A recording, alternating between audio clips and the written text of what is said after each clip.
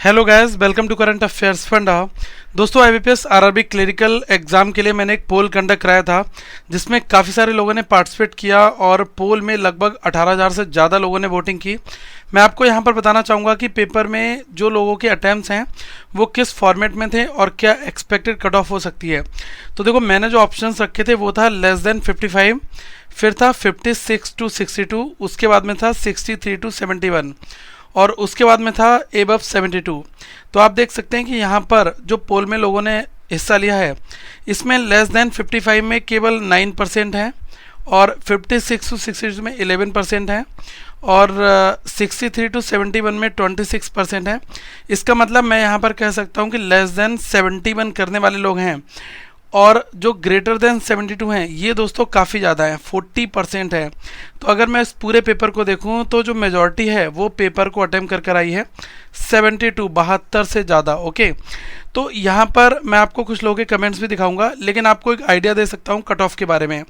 कई सारे ऐसे स्टेट होंगे दोस्तों जहाँ पर 72 टू 74 तक कट ऑफ देखने को मिलेगी, कुछ जगह पर 75 77 भी होगी और कुछ जगह पर 79 के आसपास में भी कट ऑफ आपकी हो सकती है।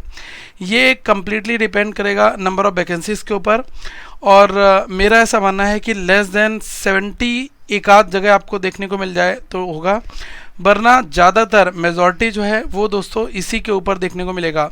अब एक बात और है कि हमारे अटैम्प्ट्स किसी अदर शिफ्ट की तुलना में कम थे या फिर वहाँ पर शिफ्ट टफ आई थी, वहाँ पर नॉर्मलाइजेशन का फैक्टर है।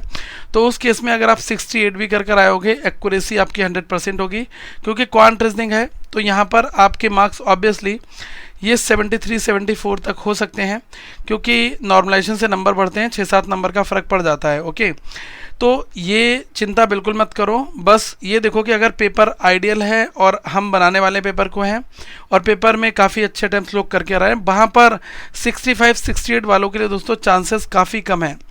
तो ये मैं एक जनरलाइज वे में बात कर रहा हूँ और मेरा ऐसा मानना है कि कई जगह पर हमें हाई कट ऑफ देखने को मिलेगी। इसका सीधा सा रीज़न है कि पेपर का जो लेवल है वो बिल्कुल ईजी आया है। मैं आपको कुछ कमेंट्स यहाँ पर दिखाना चाहूँगा सो दैट आपको यहाँ पर थोड़ी सी चीज़ पता चल जाए। उससे पहले दोस्तों आपको एक चीज़ बता दूँ कि आप आरआरबी क्लरिकल मेंस के लिए अपनी तैयारी स्टार्ट कर दें। ऑलिव बोर्ड का जो फ्री टेस्ट है वो बिल्कुल अवेलेबल है और वो आपको मेंस वाला मॉक टेस्ट है वो आपको पहला फ्री मिल जाएगा।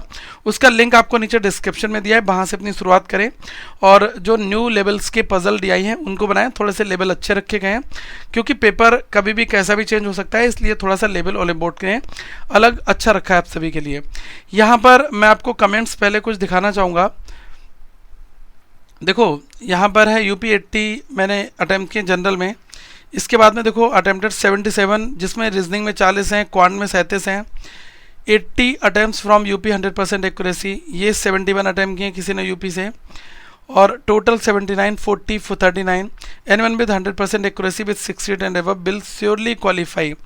देखो, ये वाली जो चीज़ है ना, यही मैं आपको बताना चाह रहा था कि ऐसी सिचुएशन में अगर शिफ्ट वेरिएंट हो रहा है, ठीक है, चेंजेस हो रहे हैं, तो दोस्तों 68 वाले मार्क्स काफ़ी बढ़ जाते हैं। तो आपको बस अपनी एक्यूरेसी के ऊपर फोकस करना है, ठीक है। और आप देख लो यहाँ पर 14 अगस्त को ये एग्ज़ाम हुआ था और जो सेकेंड ये शिफ्ट है 12 नून की, इसमें इन्होंने 78 अटैम्प्ट किए थे, ठीक है। रीजनिंग के मार्क्स यहाँ पर लिखे हुए हैं। तो ये लोगों के अटैम्प्ट से, और एक मैंने पोल के अलावा एक पोस्ट और डाला था जिसमें मैंने यही पूछा था कि आपको आरआरबी का पेपर कैसा लगा, अपने व्यूज़ यहाँ पर दीजिएगा।